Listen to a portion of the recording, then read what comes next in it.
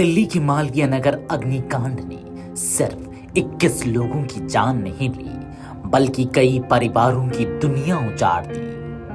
आग बुझ चुकी है, धुआं भी झड़ चुका है, लेकिन एम्स और सफदरजंग अस्पताल के बाहर अब भी दर्द की एक ऐसी कहानी लिखी जा रही है जिसे शब्दों में बयां करना आसान नहीं है।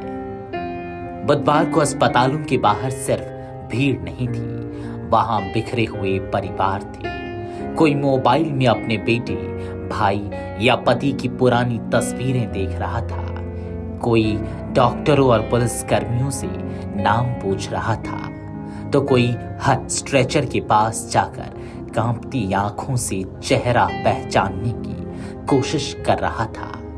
लेकिन कई बार जवाब सिर्फ खामोशी बनकर लौट रहा था। इस हादसे की सबसे दर्दनाक सच्चाई यह है कि कई शव इतनी बुरी तरह से झुलस चुके हैं कि अपने भी अपनों को पहचान नहीं पा रहे। एक रिश्तेदार हाथ में मोबाइल लेकर रो रहा था, फोन में मुस्कुराते हुए चेहरे की तस्वीर थी, लेकिन मॉर्चरी में रखा शव उस तस्वीर से बिल्कुल अलग दिख रहा था। उसकी सिसकियां अस्पताल की दीवारों से टकराकर लौट रही थी।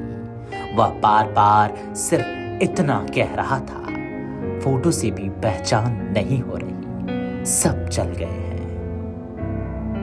किसी मां का बेटा लापता है, किसी पत्नी का पति फोन नहीं उठा रहा।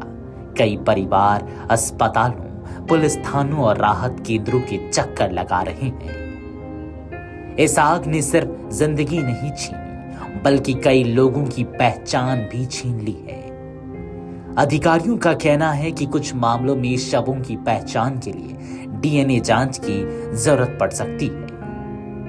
हादसे के बाद प्रशासनिक कार्रवाई भी तेज हो गई है। होटल के मालिक लोकेश बजाज और उसकी पत्नी के खिलाफ लुकआउट सर्कुलर जारी किया गया है। पुलिस की कई टीमें उनकी तलाश में जुटी हुई हैं। जांच में सामने आया है कि होटल 3 साझेदारों द्वारा संचालित किया जा रहा था और लाइसेंस जय मिश्रा के नाम पर जारी किया गया था। दूसरी ओर दिल्ली नगर निगम ने हादसे की उच्च स्तरीय जांच शुरू कर दी है। भवन की उम्र, स्वामित्व, लाइसेंस और अग्नि सुरक्षा मानकों की जांच की जा रही है। महापौर ने 3 दिनों के भीतर विस्तृत रिपोर्ट मांगी है। साथ ही आसपास के अन्य होटलों और व्यावसायिक प्रतिष्ठानों की भी जांच के आदेश दिए गए हैं। इस हादसे में विदेशी नागरिक भी प्रभावित हुए हैं। मृतकों में लाइबेरिया, नाइजीरिया और मोजाम्बिका के नागरिक शामिल हैं, जबकि बांग्लादेश और नेपाल के कई नागरिक घायल हुए हैं। विदेश मंत्रालय संबंधित देशों के दूतावासों के संपर्क में है। उधर राहत और बचाव अभियान में जुटे दमकल कर्मी भी इस त्रासदी को भूल नहीं पा रहे हैं।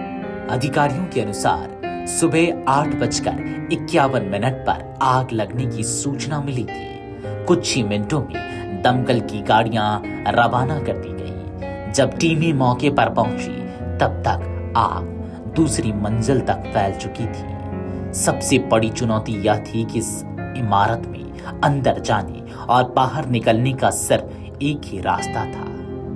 करीब 70 दमकल कर्मियों ने अपनी जान जोखिम में डालकर लोगों को बाहर निकाला।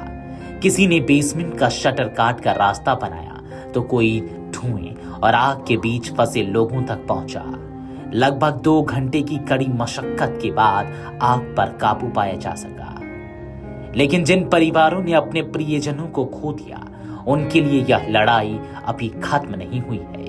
अस्पतालों के बाहर अब भी कई आंखें किसी चमत्कार का इंतजार कर रही हैं। किसी को अपने बेटे की तलाश है, किसी को अपने पिता की, और कुछ लोग ऐसे भी हैं जो सिर्फ यह जानना चाहते हैं कि मॉर्चरी में रखा हुआ शव आखिर उनके अपने का है या नहीं। Video desk अमरुजाला.com।